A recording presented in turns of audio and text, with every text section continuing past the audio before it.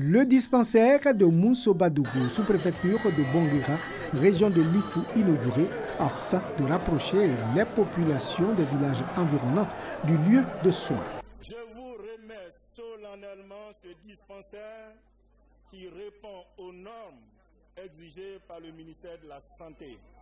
Immense joie donc des populations de Moussobadougou et celle de son arrière-pays d'être les témoins privilégiés de cette ouverture pour leur bien-être.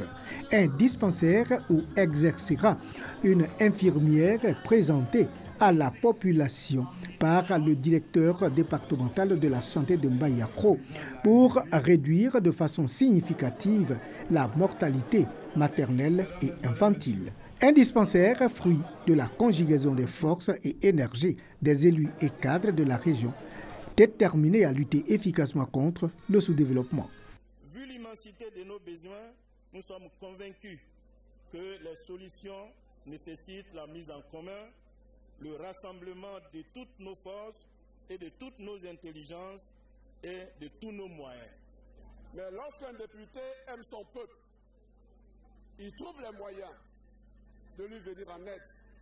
Et c'est le cas de Thierry Honoré, c'est le cas de chacun des députés ici réunis. Le porte-parole des cadres et de la population s'est réjoui de la réalisation de ce précieux outil d'amélioration du niveau général de la santé des populations et souhaité la réalisation d'un centre culturel destiné à la chefferie du terroir pour la valorisation de cette richesse inestimable.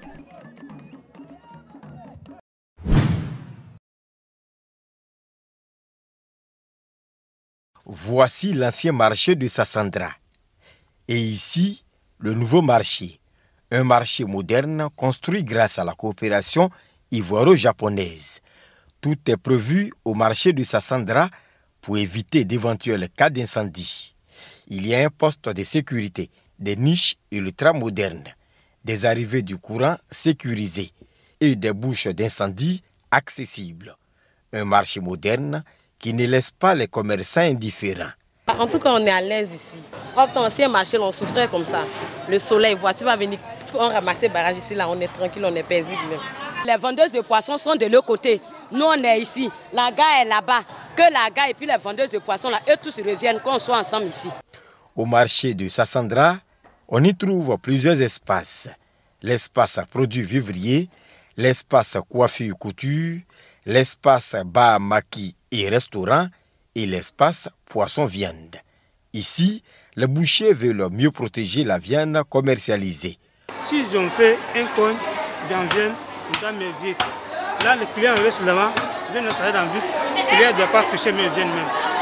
Nous, bouchers, on fait de couper, on donne. Mais sans vite, nous aussi, on ne peut pas mettre sachet sur le vin. Si tu as mis sachet, ça gâte le vin. Des commerçants qui n'ont pas eu de place à l'intérieur du marché sont obligés de se débrouiller à côté. Des toilettes modernes sont prévues pour les commerçants et les clients. Selon les clients, l'accès au nouveau marché de Sassandra pose problème. En effet, le coût du transport est élevé selon eux. Il faut payer le double de transport. C'est ça qui nous fatigue un peu à Sassandra ici. 400 aller, 400 retour, c'est trop coûteux. Au moins, c'est de faire le prix à 150, 150, ça peut nous arranger. Le nouveau marché, c'est 200. Quand on les prend souvent ici, dans la côte de l'hôpital, ça fait 500 à côte de la côte. Mais quand tu descends 102, ça fait 400. Donc, comme ils ne savent pas comment ça se passe, ils ne demandent pas. Quand ils viennent, où on vous est plus venu ici, ça fait 400. Mais du marché jusqu'à Goudou, c'est le prix normal. Le nouveau marché de Sassandra, d'un coût global de 9,5 milliards de francs CFA, avec ses 900 places, est une fierté pour toute la région du Boclé.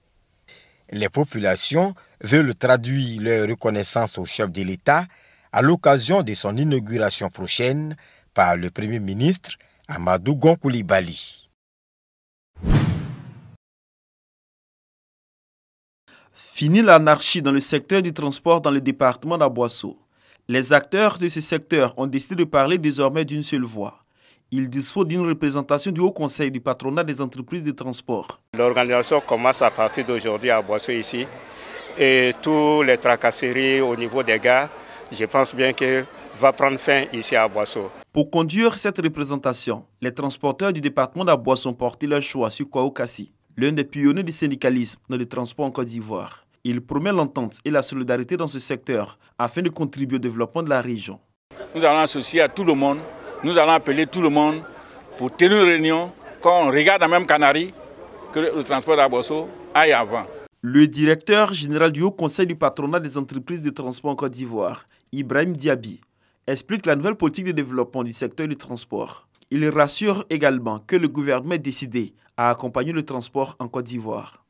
Nous demandons aux acteurs d'être transparents, de faire une rupture avec ce passé qui avait dénaturé le transport, de faire une rupture avec ce passé qui avait dégradé l'image de marque du transporteur, pour que véritablement, ensemble et unis au sein du Haut Conseil, nous puissions présenter un visage et une image positive du transport routier en Côte d'Ivoire, pour que les plans gouvernementaux et les plans des partenaires au développement qui visent à professionnaliser notre secteur soient mis en œuvre pour le bonheur de nos populations et de nos entreprises. Le secrétaire général de préfecture d'Abouasso s'est félicité de la fin de l'anarchie au sein des syndicats de transport du département.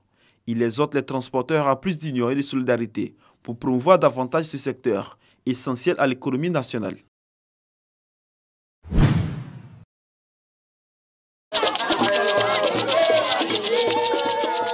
Les populations de Niangbo, village situé dans le département de Niakaramadougou au nord de la Côte d'Ivoire, peuvent chanter et danser. La raison, les femmes et les jeunes de ce village bénéficient d'un projet de développement. L'achat, la transformation et la vente de noix de cajou, une initiative de l'Association ivoirienne pour les Nations Unies, AINU, qui s'inscrit dans le cadre de ses activités de développement et ses actions de portée sociale. Objectif, améliorer les conditions de vie des populations en vue de lutter efficacement contre la pauvreté.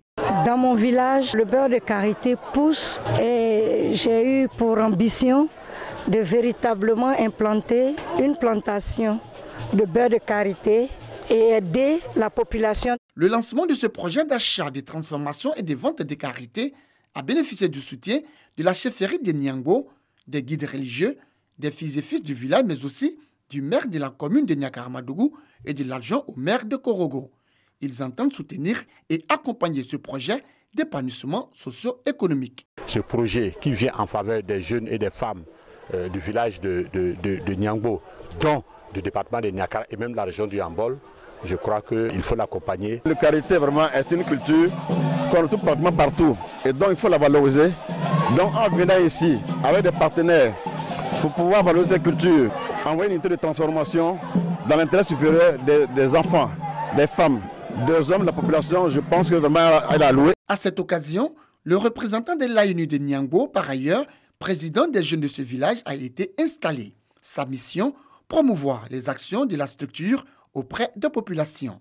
C'est une bonne initiative. L'ensemble des jeunes du village, je les appelle à venir s'adhérer et que ce projet avance. L'Association ivoirienne des Nations Unies entend, à travers d'autres activités, sensibiliser les populations sur l'importance de la paix et de la cohésion sociale, mais également sur les dangers liés au travail des enfants et sur les violences faites aux femmes. Le christianisme semble avoir forcé son implantation dans le département de Sidi Matiali. Les premiers missionnaires sont arrivés en 1922. L'école, premier moyen d'évangélisation.